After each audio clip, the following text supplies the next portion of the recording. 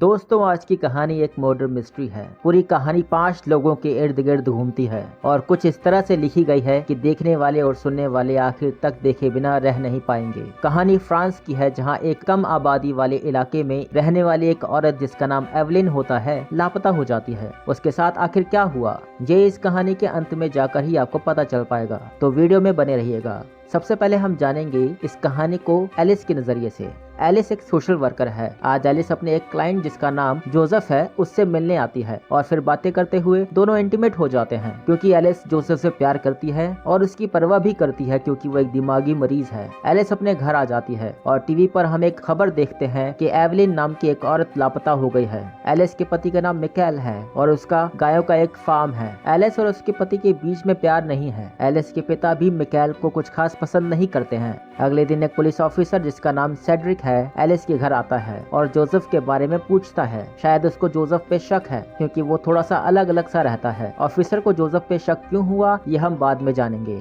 अगले दिन फिर से एलिस जोसेफ से मिलने जाती है और वहाँ उसके कुत्ते को मरा हुआ पाती है। तभी वहाँ जोसेफ आता है और बताता है कि उसके कुत्ते को किसी ने मार दिया है। जोसेफ का बर्ताव कुछ अजीब सा लगता है तो एलिस उससे पूछती है, मगर जोसेफ एलिस को धक्का देकर वहाँ से भगा देता है। जोसेफ के बर्ताव से एलिस को बुरा लगता है और वो रोते हुए कार में बैठकर चली जाती है। घर जाकर वो देखती है कि मिकाएल फोन पर बात कर रहा है और ये कहते हुए फोन काट देता है कि मुझे किसी पर कोई केस नहीं करना। एलिस उससे पूछती है कि वो किसकी बात कर रहा है, मगर वो कुछ नहीं कहता और वहाँ से कार लेकर चला जाता है। कहाँ जाता है ये हम बाद में जानेंगे। पर जब रात को वो वापस आता है तो उसकी नाक और मुंह से खून निकल रहा था। वो उससे पूछती है कि क्या जोसेफ ने उसे मारा है। एलिस को लगता है कि मिकाएल जोसेफ के पास गया था उससे लड़ने, क्योंकि एलिस और जोसेफ के रिलेशन के बारे में वो जानता है और शायद उसी ने जोसेफ के कुत्ते को मारा है। मिकाएल यहाँ कुछ भी नहीं कहता और अगली सुबह वो कहीं चला जाता है। एलिस और ऑफिसर सेड्रिक उसे ढूंढने निकलते हैं और रास्ते में वो मिकाएल की कार को देखते हैं, पर मिकाएल का कुछ पता नहीं है। यही कहानी का पहला हिस्सा खत्म होता है।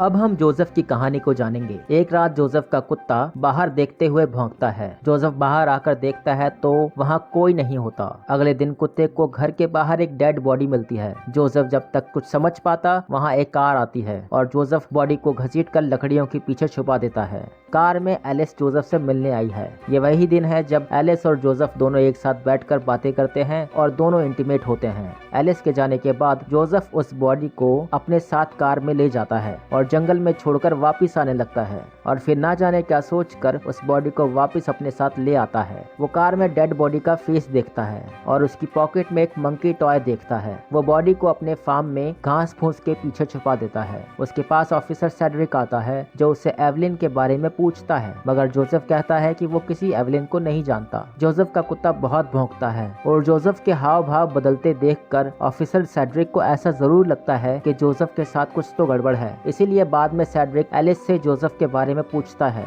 जोसेफ अपने कुत्ते को शांत करता है। जोसेफ घास के ढेर के अंदर जाता है और एवलिन की डेड बॉडी से कहता है कि पुलिस तुम्हें ढूंढ रही है और उसके सिर के नीचे तकिया लगा देता है और उसके पास ही सो जाता है। दरअसल जोसेफ की मां की मृत्यु के बाद से ही उसकी दिमागी हालत ठीक नहीं रहती है। अगले दिन वो स्टोर पे कुछ सामान लेने के लिए जाता है और वापस आने पर देखता है कि उसका कुत्ता डेड बॉडी को घास के बीच में से खींचकर बाहर ले आया है। जोसेफ अपने कुत्ते से प्यार तो करता है पर उसकी वजह से उसका राज खुल ना जाए, इसलिए मजबूरन उसे अपने कुत्ते को मारना पड़ता है। रात को वो एवलिन के लिए म्यूजिक प्ले करता है और वहीं सो जाता है। सपने में वो देखता है कि एवलिन उसे प्यार से सहला रही है और ये जता रही है कि वो जो भी कर रहा है वो सब ठीक कर रहा है, उसमें कुछ भी गलत नहीं है। उसकी माँ के मरने के बाद भी उसने ऐसा ही किया था और किसी को भी नहीं बताया था जब तक कि उसकी माँ की बॉडी सड़ने नहीं लगी थी। तभी वहाँ एलिस आ जाती है जो जोसेफ को बुला रही है और जब जोसेफ घास फूस से बाहर आता है तब एलिस जोसेफ से कुत्ते के बारे में पूछती है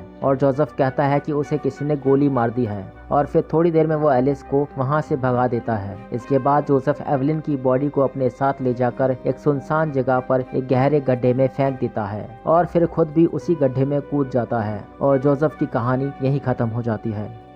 आगे हम मारियान की कहानी देखेंगे। मारियान एक होटल में वेट्रेस का काम करती है और एवलिन वहां खाना खाने जाती है और फिर थोड़ी देर में दोनों इंटीमेट होते हैं। मारियान और एवलिन एक दूसरे के साथ फिजिकल रिलेशन में रहते हैं। फिर अचानक एवलिन वापस अपने घर चली जाती है। मारियान एवलिन से मिलने के लिए निकल पड़ती है। जब वो रास्ते में लिफ्ट के लिए खड़ी होती है तभी एक कार आकर रुकती है और जैसे ही मारियान कार के पास जाती है कार वहां से चली जाती है। मारियान को एक भद्दा मजाक लगता है, इसलिए वो कार ड्राइवर को गाली देती है। मारियान जैसे भी करके एवलिन के घर पहुंचती है और उसे एक मंकी टॉय देती है। एवलिन और मारियान दोनों इंटीमेट होते हैं। मारियान एवलिन के साथ रहना चाहती है मगर एवलिन को यह सही नहीं लगता है क्योंकि एवलिन मारियान से 20 साल बड़ी है और वो शादीशुदा है। एवलिन मारियान को एक होटल में रहने के लिए कहती है और उसे पैसे भी देती है मगर मारियान पैसे लेने से मना कर देती है। अब मारियान के पास होटल में रहने लायक पैसे नहीं है, इसीलिए वो एक जगह वैन में रहने लगती है। अगले दिन वो एवलिन के साथ मिलकर पहाड़ों में जाती है। रात को जब मारियान अपनी वैन में वापस आती है तो कोई वैन के बाहर से उसे अंदर झांक कर देख रहा था। वो घबरा कर एवलिन को कॉल करती है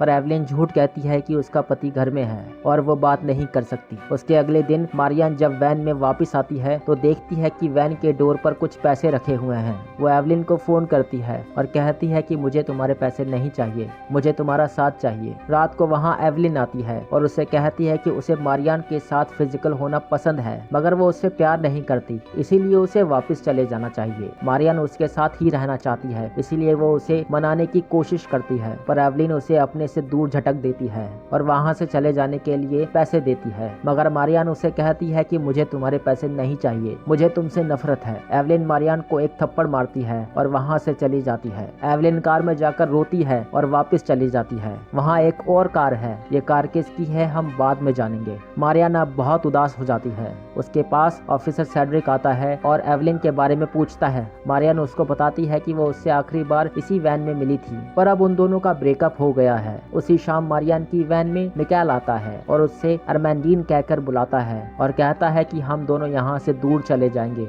और उसके करीब आने की कोशिश करता है पर मारियान उसके मुंह पर लात मारती है और शोर मचाती है जिससे वो डर कर चला जाता है। आखिर में हम मिकाएल की कहानी जानेंगे। वेस्ट अफ्रीका में एक शहर अबिजान में एक अरमैंड नाम का लड़का रहता है। वो अपने कुछ दोस्तों के साथ मिलकर ऑनलाइन स्कैम्स करता है। वो एक लड़की की फेक प्रोफाइल बनाता है अरमांडीन नाम से और उसे यूज करके मर्दों से चैट करता है और उनसे पैसे मांगता है। इसी दौरान अरमैंड की बात मिकाएल से होने लगती है। अरमैंड लड़की की भड़काऊ वीडियोज और फोटोज मिकाएल को शेयर करता है और प्यार भरी बातें करता है और बहाने से मिकाएल से पैसे मांगता है। मिकाएल जो कि ये समझ है कि उसकी बात अरमांडीन नाम की एक खूबसूरत लड़की से हो रही है, उसे पैसे ऑनलाइन ट्रांसफर कर देता है। अरमैंड इन पैसों से मजे करता है। उसे अपनी एक पुरानी दोस्त से प्यार है। वो उसे एक महंगा तोहफा देता है और उससे कहता है कि वो उसे और उसकी बेटी को अपनाएगा। एक दिन मिकाएल एलिस के साथ कार में जा रहा था, तभी मारियान रास्ते में लिफ्ट के लिए खड़ी हुई थी। मिकाएल लिफ्ट देने के लिए कार को रोक देता है पर जैसे ही मारियान कार के पास आती है तो उसकी शक्ल देख के मिकाएल को लगता है कि वो लड़की अरमांडीन है। मिकाएल एलिस के साथ था, इसीलिए वो डर कर गाड़ी को मारियान के सामने से ले जाता है और एलिस उस पर गुस्सा करती है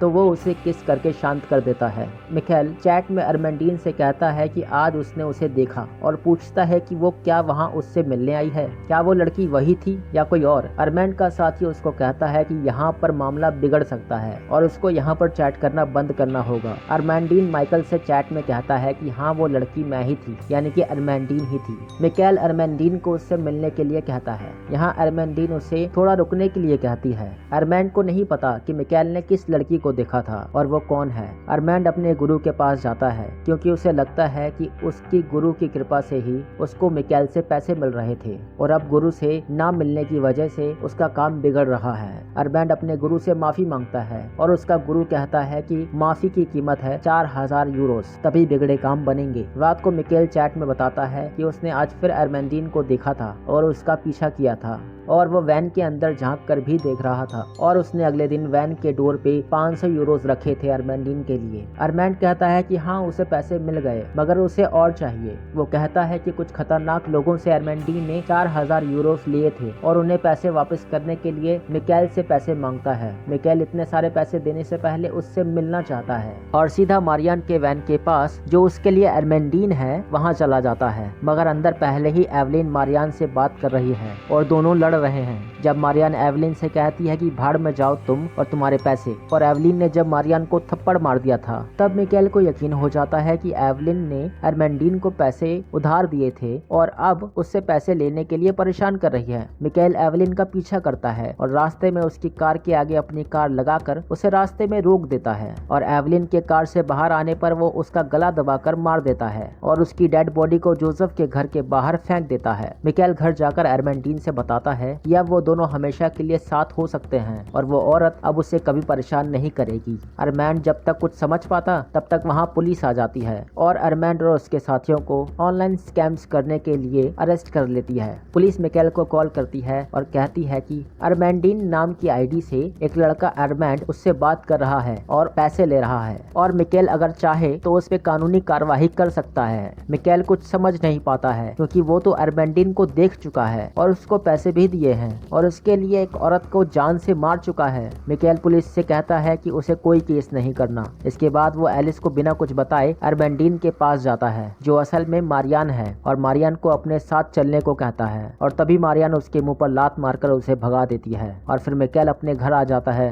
वो एलिस से कुछ नहीं बताता और रात को वहाँ से पैसे लेकर अरमैंड को ढूंढने चला जाता है और रोड के किनारे पर अपनी कार को छोड़ देता है। वेस्ट अफ्रीका में एक आदमी की मदद से वो अरमैंड को ढूंढ लेता है और उसे पकड़ लेता है। वो उसका गला दबाकर उसे मारने लगता है। अरमैंड कहता है कि वो उसके पैसे वापस कर देगा। मिकेल कहता है ये पैसों की बात नहीं है, असल में उसे अरमेंडीन से लगाव हो गया था और इसीलिए उसने एक औरत को मार दिया। अब उसे मारकर कुछ हासिल नहीं होने वाला था, इसलिए वो उसे छोड़ देता है और जाने देता है। आखिर में हम देखते हैं कि मिकेल एक छोटे से रूम में रह रहा है और तभी उसको किसी लड़की का मैसेज आता है और मिकेल उससे चैट करने लगता है और हंसने लगता है। यहाँ साफ पता चलता है कि मिकेल को बस प्यार की तलाश है। चैट में बातें करके भले ही उसको प्यार मिलने की उम्मीद कम ही है मगर फिर भी उसको इससे कुछ सुकून तो मिलता है। अरमेंडीन की गर्लफ्रेंड जिसे वो प्यार करता है वो अपनी बेटी के साथ एवलिन के पति के साथ उसके घर रहने और काम करने के लिए फ्रांस चली जाती है और यहीं ये कहानी खत्म हो जाती है।